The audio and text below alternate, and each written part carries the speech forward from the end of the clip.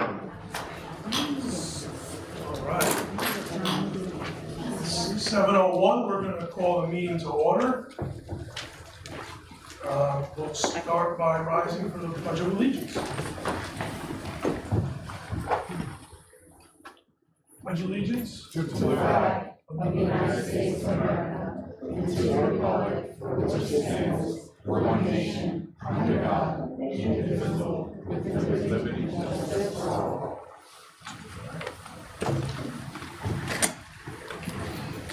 Lauren, would you do a roll call? Teresa? Present. Michelle? Here. Kate? Here. Gladys? Here. Lauren here. Jesse? Here. Bridget? Present. Julie? Here. Ralph? Present. Al? Here. And Louisa? Here. Nice, full board tonight. That's good. That's good. All right, public participation.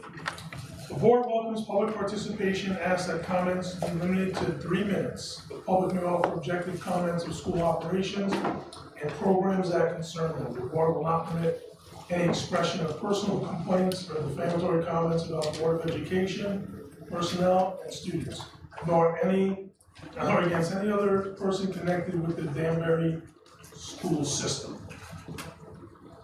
All right. So first person, so in public participation, there's a 3-minute time limit. When you get down to about 30 seconds, I'll just shout out 30 seconds. And sorry if that throws you off, but we want to get everybody in here. So first one is Richard Bolden.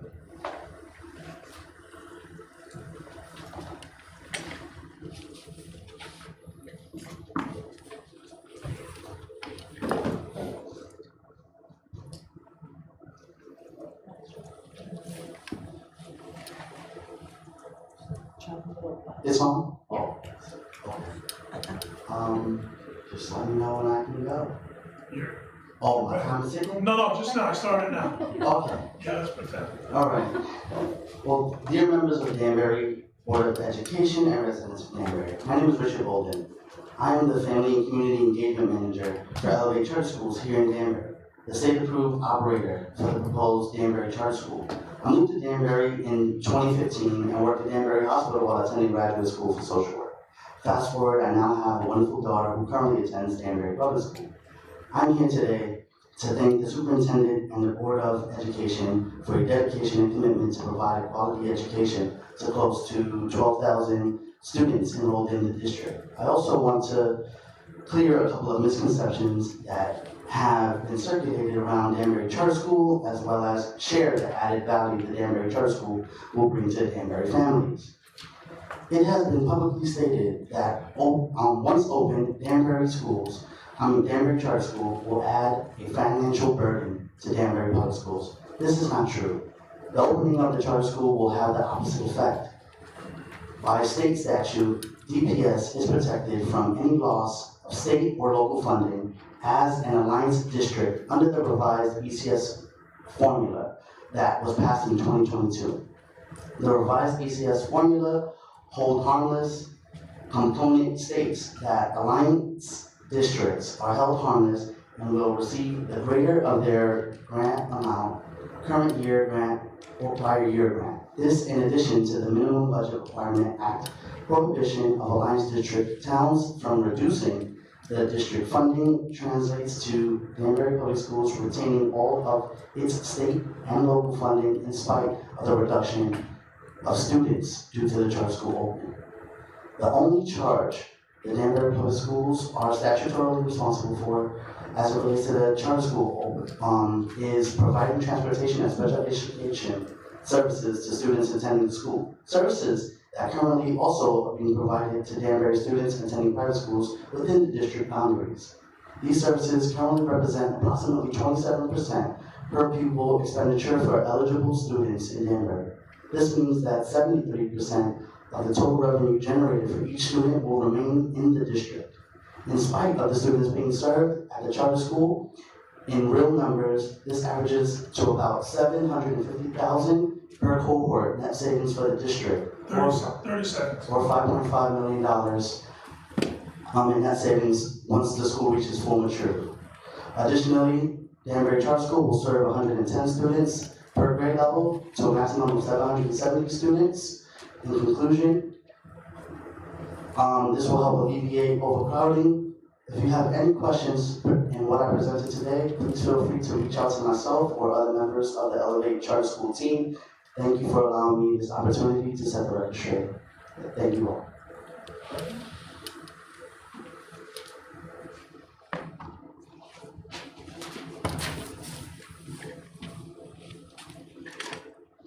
Okay, Mr. Richard Janelli. I gotta watch the clock on this one. That's why I invited him, so it should go faster.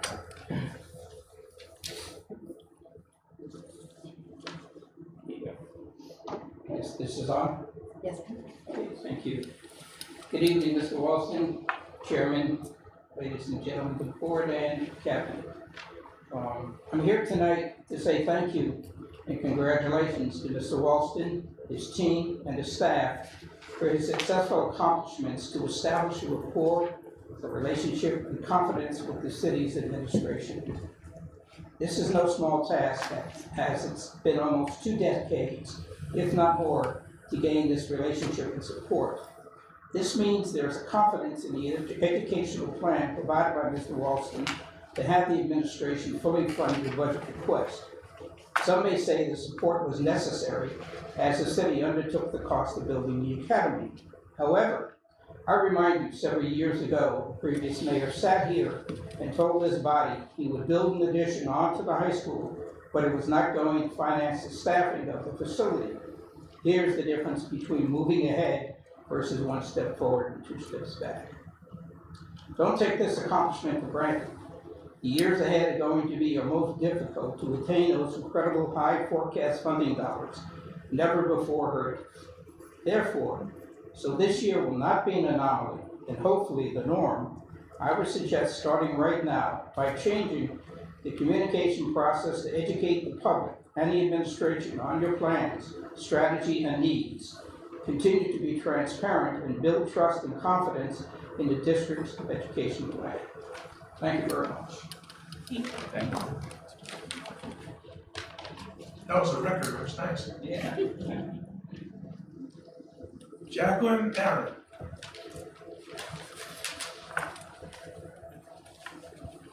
Hello. Good evening, Board of Education and Superintendent Walston. My name is Jacqueline Aaron. I currently live at 34 Terre Haute Road, and my daughter's in 1st grade at Park Avenue Elementary. I grew up in Danbury and went to school here all my life, and then I was a teacher in the Danbury Public Schools for 10 years. I'm currently a teacher in another Connecticut school district. I want to thank you all for the hard work that you do for our students, because I see it every day as one of the co-presidents of the PTO over at Park Ave. So you guys are doing wonderful work, and thank you for that on behalf of our students and our community. On March 24th, I emailed all of you, the entire Board of Education, as well as Superintendent Walston, about the district calendar approval process. It's now over a month later, and I did not receive a single response to an email that was sent to 11 people. As a member of this community with a child in our school system, I'm sure you can understand my surprise and frustration at not being responded to. As a parent, I believe it's problematic that the next year's school calendar is not approved until very late in the current school year. The 2023-2024 school calendar was just approved last month, makes planning for the end of summer messy, especially for families like mine where one parent works in a neighboring school district with a different calendar. Additionally, any families that need to plan for summer camp do not have the information they need when they need it. A lot of area summer camps open registration as early as January and February, and some of them fill up rather quickly. Having an approved school calendar is necessary for parents to be able to plan for their childcare needs during the summer months. Other area districts approve calendars early in the school year for the next one. For example, Ridgefield approved its 2023-2024 calendar in October of 2022. Brookfield approved its calendar in December of 2022, and New Fairfield approved its calendar in January of 2023. I would appreciate it if you would consider approving calendars much earlier in the future years. It seems like it would be a small, easy change, but I recognize that I'm unfamiliar with the intricacies of how a Board of Education functions. Is this something that would need to come from the community as a request from parents, or is this a change that your board could make on its own? I would be happy to head any efforts towards making this small change if needed. I think it would benefit a lot of families in our district to have that information earlier. I would be grateful for any information you could provide me with regarding the approval process for the district calendar. Thank you very much for your time. Thank you.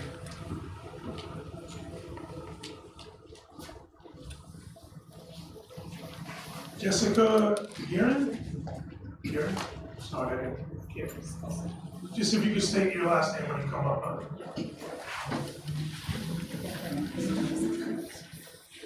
My name is Jessica Joyce. It's close. My handwriting was sloppy, I was nervous, sorry. I'm a teacher at Rogers Park. I also have 2 children at AIS, so I have kids in the district as well. I've been at Rogers Park for 15 years, and I recognize that what I'm gonna request may sound a little absurd, but I need my water turned back on. I'm a science teacher, and around November, they turn our water off. And every year it's a battle to have it turned back on. And I recognize unions and it's not my job, it has to go through 5 people. I've spoken to my principal about it several times. She has forwarded that information to people it's supposed to go to. I have a list of 6 people I think it's supposed to go to get our water turned back on. It's very difficult to be an effective science teacher without water. We have chickens we're trying to hatch, they need water. We have hydroponic grow towers, they use a ton of water. I've been hauling 5-gallon buckets of water all winter from one side of my school to my classroom because nobody will turn on our water.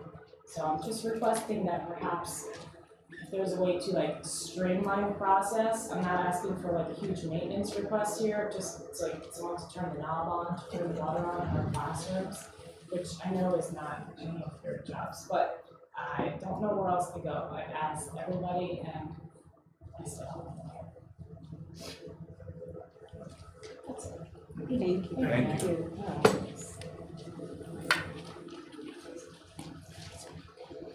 Okay. So no one else is signed up on the list. If there's anyone else that wishes to speak, they can come forward now and just state their name at the microphone. Going once, twice. Go on. Thank you so much. Hello. Good evening, Board. Hello. Okay. Good evening, Board of Ed members, Cabinet, and community members. Thank you for allowing us to speak on behalf of the Alternative Center for Excellence. Today was ACE Wellness and Creativity Day. The day was organized by Diana DiNardo, DJ Canales, and the ACE staff. Students chose guest speakers for the morning sessions using the Google Form. The sessions include Do It Sober from Al-Anon, Yoga and Mindfulness with Laura Blake, Improving Self-Esteem, Empathy Matters, and Where's the Line presentations by the Center for Environment and Digital Generation, presented by State Trooper James White. After these sessions, there was a whole school presentation outside with Toni Morrissey and Elvis Novus from Cody's Brothers and Sisters Foundation. After lunch, students participated in the creativity fair by engaging in 2 different STEM workshops, 2 interactive theater workshops, street art workshop, and a musical petting zoo. The day ended with students having their participation passports from the creativity fair drawn outside. Those whose passports were full had their choice of prizes. April is the start of National Poetry Month, and on Monday, April 3rd, 25 artists and poets from ACE took a trip to Washington, Connecticut to hike in the Hidden Valley Preserve. Inspired by the beautiful woods, the Chicago River, and the transcendental quotes that span the railing on the Thoreau Bridge, the group spent the day hiking and creating. ACE poets have taken an annual poetry hike since 2017, and this was the first year that art students joined them to sketch nature in the beautiful New England countryside. It is my pleasure to recognize our March students of the month for their outstanding efforts both in the classroom and in our ACE community. This month's winner is Riza Diaz-Lauren.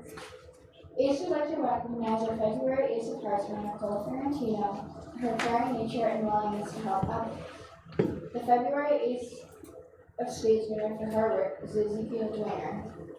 ACE would like to invite you to our 2nd annual Jill Kaplan Day on Saturday, May 20th from 1 to 4. The day allows us to recognize Jill, spend time with her students and staff, and reconnect with former staff and students. The day will include a barbecue, cornhole, volleyball, and ACE merchandise for sale, including Jill Kaplan t-shirts. Thank you all for allowing us to share what's going on with our ACE students, and have a nice evening, stay healthy, and remain ACE strong this spring. Also, if you guys are confused about the musical petting zoo, the music teacher put out all the instruments so anyone could just play them. That's it. Alright. Thank you for clarifying that. Yeah. Have a nice day. All right, so the consent calendar. So we have a lot of motions here, so we'll start at one end and go around. So Julie, can you start with the first motion?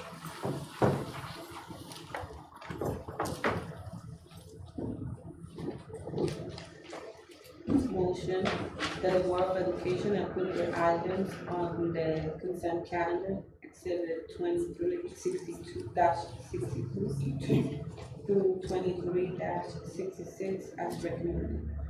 Motion made by Julie, can I have a second? Second by Lauren. Any discussion? All those in favor? Any opposed? Any abstentions? Motion carries. All right, Michelle, what's the next one? Action item A, Danbury High School 2023 graduation. Motion that the Board of Education set Wednesday, June 14, 2023 as the graduation date for the Danbury High School. Motion made by Michelle, Second. second by Julie. Any discussion? I had a question. You got that email about the concerns with the tech graduation. Was there any, well, I mean, I know moving our graduation and everything is, but I'm just bringing that up for that parent or that aunt, whatever it was. Is there any thought about that or? So I can speak to it. Okay, thank you. And for everyone who's not aware, we did receive a message from one of our families who had expressed concern that graduation for Habitat was actually the same night of our Danbury High School graduation. It puts us in a really difficult spot. This is not the first time, actually. My understanding is we've had some overlap, but the change in our day would actually extend the end of the school year date for us. So we decided to move forward with the same time, the same date that we have. It is an hour later, hour and a half. There will be some cases. I mean, in this case, this family might actually have a student at both schools. It's very possible. But every now and then, my understanding is Dan was explaining to me, Principal Donovan, that it has happened a couple of times in his time here. This year happens to be one of those times. But I don't know if we want to burden the entire district with extending the school year one additional day, because that's what would happen if we would move to graduation. It could also mean that something else could be a conflict in terms of schedules if we did so. But we did receive a concern about the fact that there was a conflict. I'm sorry, that's all. Any further discussion? Sorry. All those in favor? Aye. Any opposed? Any opposed? Any abstentions? One abstention. Warren? Okay, motion carries. Teresa? Vote B. DHS facility repair. Motion that the Board of Education request a drawdown of city reserves for DHS facility repair in accordance with 23-67, page 27.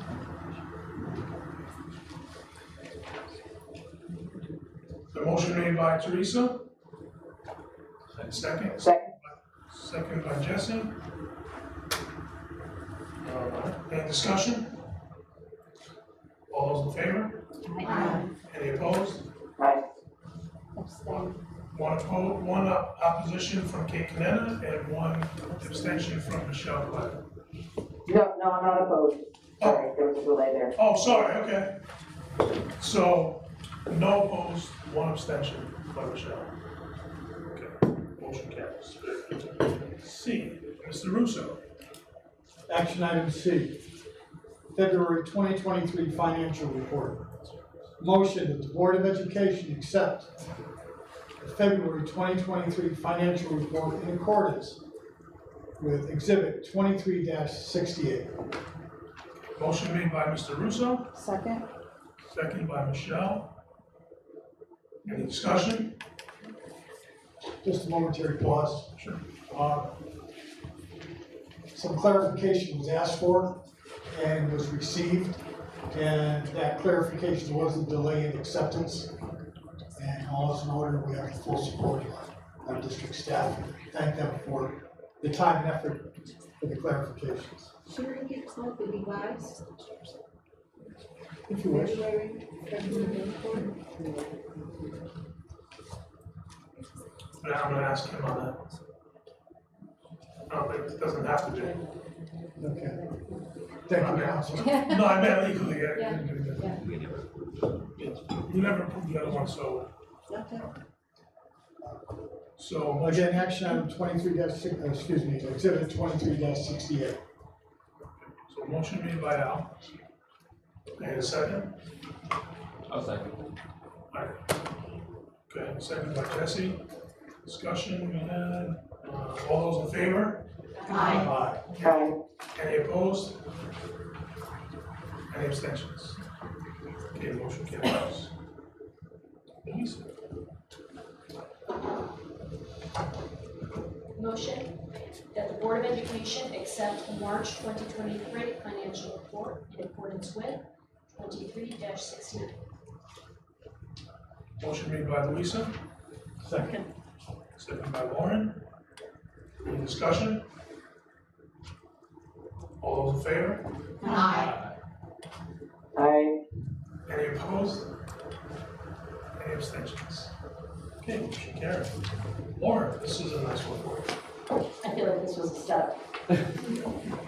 I make a motion that pursuant to CGS Section 10-215F, the Board of Education certifies that all food items offered for sale to students in schools under its jurisdiction and not exempt from the Connecticut Nutrition Standards published by the Connecticut State Department of Education will comply with the Connecticut Nutrition Standards during the period of July 1st, 2023 through June 30th, 2024.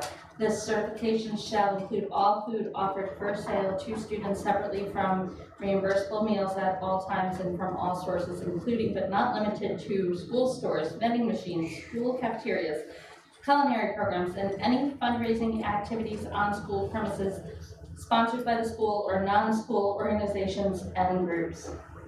Second that motion. Okay. Motion made by Lauren, I'll second the motion. second by Bridget Ready. Oh. Is there a list of those foods? Is there a list? I might be in the Is exhibit. there a list? I'm looking for it.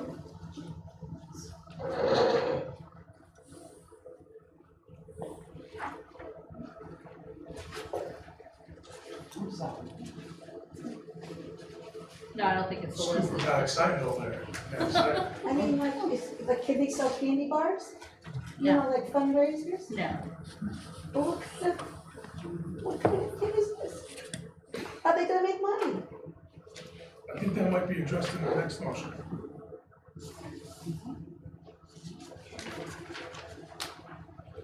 Yes. Yeah, but I wish they had a list. Not listed. I think that would just be too numerous to, Well, we can certainly ask. Right? Yeah, just for Find out. clarification. Yeah. We'll make a note of that. All right. All those in favor? Aye. Any opposed? Abstain. One abstention from Teresa. 2 abstentions. Mr. Russo as well. Bridget?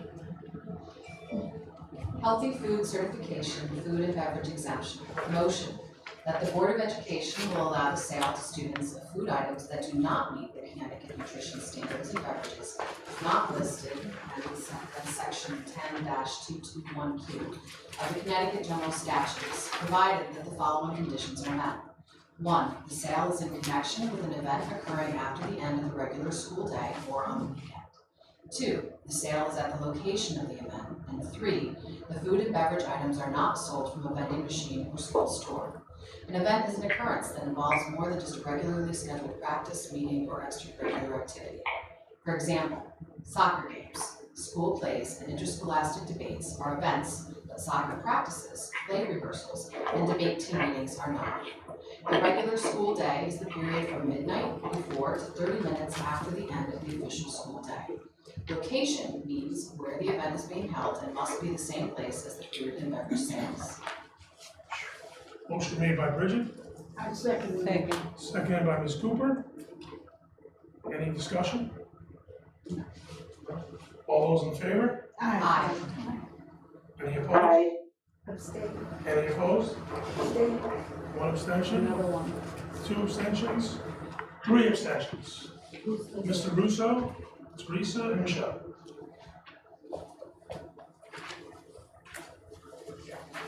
Yeah? Okay, any other questions? All right, motion carries. Superintendent's report. Excuse me, Chair. Sure. I think that you're missing one motion for the donation. That was part of the first one. Yeah, two, that's 20-66, it was the Okay. first one. Yeah. Oh.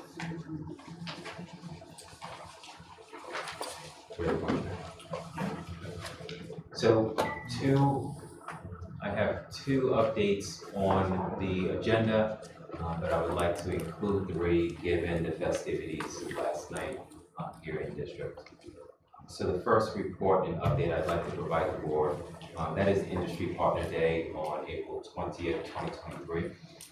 We had a work session with our industry partners in which I believe we had over 60 people in the room, mostly partners in the room.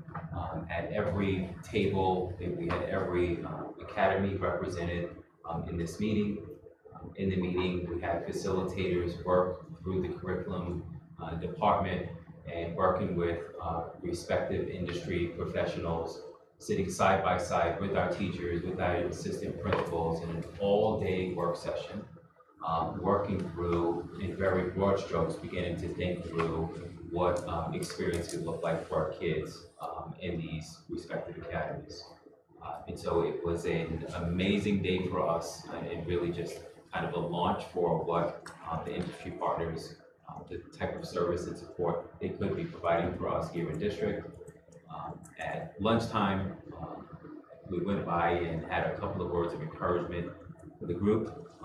It was, again, an amazing show of support from the community, and look forward to subsequent meetings with them. The group that came in is from the bar, the bar group who has funded us through this grant to date. And so the bar funders came to the meeting, really just to kind of have for oversight and making sure that their monies are well invested.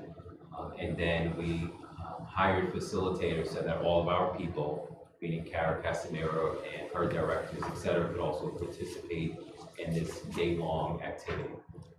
So Dr. Casimiro is not here this evening, but not feeling well, number one, but also not feeling well at a study visit in Charlotte as part of kind of the next phase of the work for the academy work. Last but not least, and part 2 of Superintendent's report tonight, and we actually just received the official word, meaning in writing, from the Connecticut Association of Schools. But we did learn last week that Dr. Keisha Smith Davis, the principal for Great Plain Elementary School, has been identified as our Connecticut Association of Schools Elementary Principal of the Year. So I'm looking forward to that celebration dinner. I don't have a date yet. I'm hoping to have the opportunity to bring Dr. Smith Davis in to meet you, and we can read the formal letter to the public and to the board that night. I think collectively we're all really excited for Principal Smith Davis. She's just been an amazing asset to this school community, and so happy that it's everyone has begun to recognize the amazing things she does for kids in this district. Last but not least, and again, did not make the superintendent's report, but I would like the opportunity to also bring this staff member to our next meeting, and that is teacher extraordinaire at Broadview Middle School. We had our Teacher of the Year ceremony last night at Broadview Middle School. Very well attended.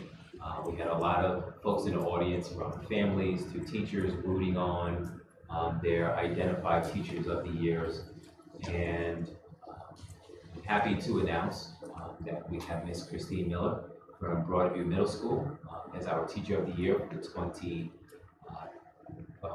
the way Connecticut does it, it's actually for the 24 school year. And so, but of course we announced it during the 23-24 school, 22-23 school year, but she will be the Teacher of the Year all next year, right? So she will be our spokesperson.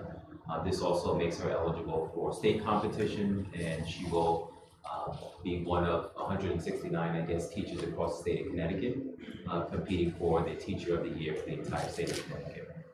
Really excited that she was been granted this award and recognized by her peers and administrators here across the district, and looking forward to bringing her and introducing her to the board. Really excited, and Kelly has been beaming with excitement ever since she learned of the announcement. So those are the 3 updates from the superintendent report. I'm looking forward to bringing Principal Smith Davis to you, and Ms. Christine Miller, and Dr. Casimiro is back to give you more updates about not only Charlotte visit, study visit, but industry partnership. That concludes the superintendent. Right. So for board chairperson's report, I just want to say a couple things. Ms. Cooper and I were part of the interview, the group that was interviewed by the group making the decision on the Principal of the Year. And I still won't tell Ms. Smith what I said. She's been asking in that meeting, and I think that I'm proud of being a Great Plain parent for those years and being on Citywide Beach. I've actually, her whole time there, you know, I've known her. She's well deserved, and it's a pretty intense question session. They focus on a couple different things when they're asking that, and I was kind of in between both there, because as the chairperson of the board, and then as a parent, past parent, and still have a very close relationship with Ms. Smith, but totally deserved. I'm proud of her. I'm so happy that you know, she got this, and she is really, really dedicated. I can't wait to do, you know, we say dinner, but I think it should be more of a party, you know, for her. But yeah, it's a great time. It's proud, you know, those are one of the proud days to be on the board. Second part of that is the Teacher of the Year celebration and ceremony was fantastic. So I want to thank everybody, Mike and Kevin, everybody who had a part in that, and board members, Michelle, Al, Lisa, and Julie, who all came out to you know, help support. And it was just that auditorium was transformed. It was decorated really well. I was happy with the refreshments, and that's a first. You know, and that's a first. But yeah, it was just great. It was a great thing, and like I said, those are the parts where you're proud to be on the board, and really what it's all about. And see all the teachers come together and support, you know, their colleagues. It just was an amazing night. So I just want to say thank you for everybody who had a part in playing that. Was a great job. And that's it for me. Any other board members have anything to share? I just want to share a comment, and I hope no one hair pulls up their back. And I'm going to tell us as board members, as elected officials, I was very disappointed as we attend functions to recognize Teacher of the Year, Principal of the Year. To me, as an elected official, it's just as important, and I know we all have other obligations, and we're doing other things. But last Thursday night, down at City Hall, when there were no board members, except 2 board members there to support our budget, really made this board look bad.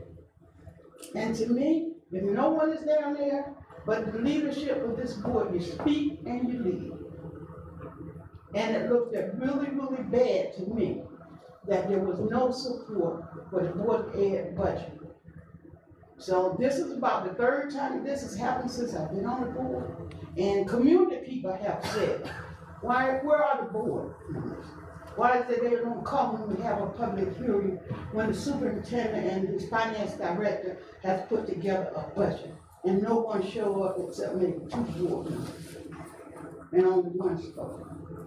So I hope that if we move forward and we look at leadership and how we're gonna go about doing things, that we will make that a priority next year. And my thing is, I've been running up those steps for the last 30 some odd years, and I'm getting tired. But no matter what goes down, I will be there as long as I'm an elected official to support this Board of Ed budget.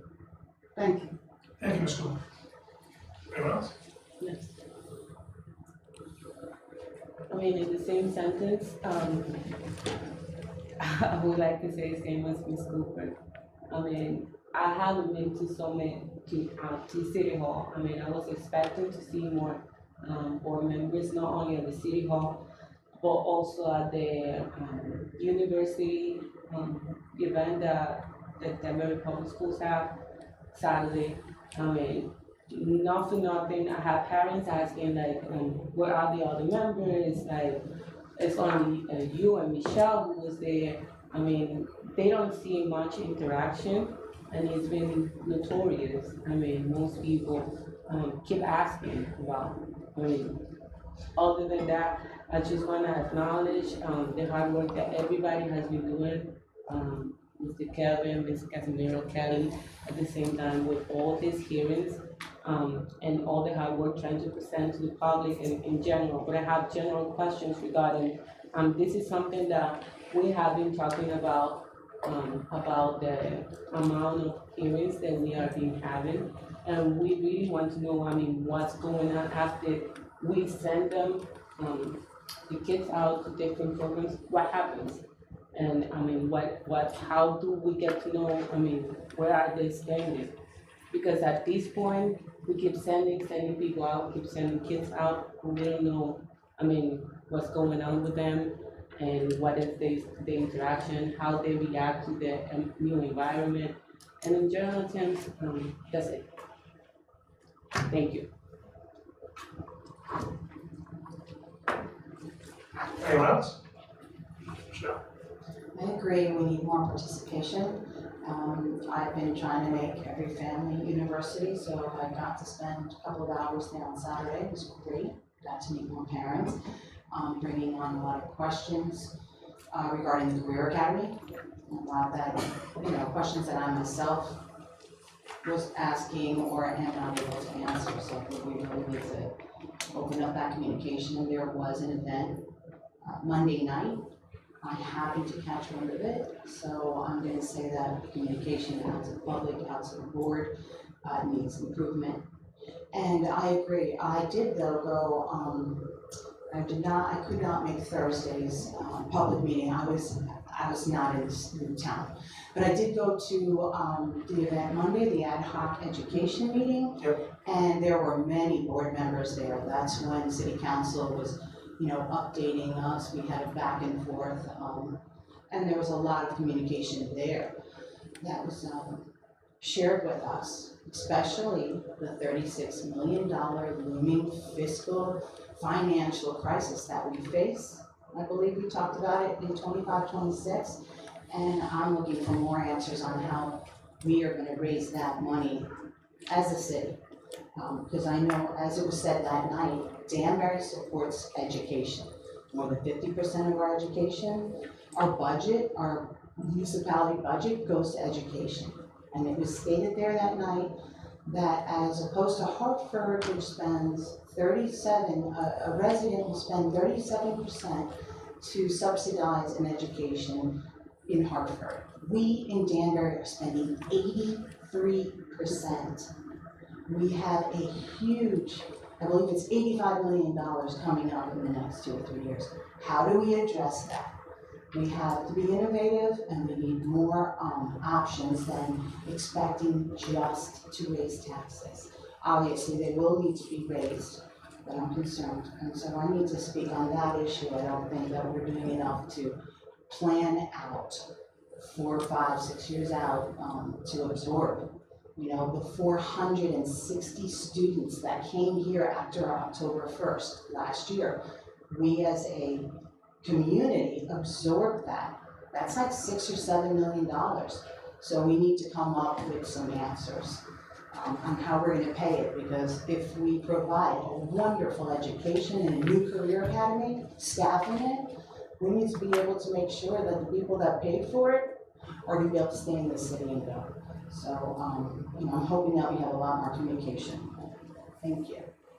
Thank you. Anyone else? Okay. So I entertain a motion to adjourn from public session. Second. Motion by Al, seconded by Julie. All those in favor? Any opposed? Any abstentions? So I need to make a motion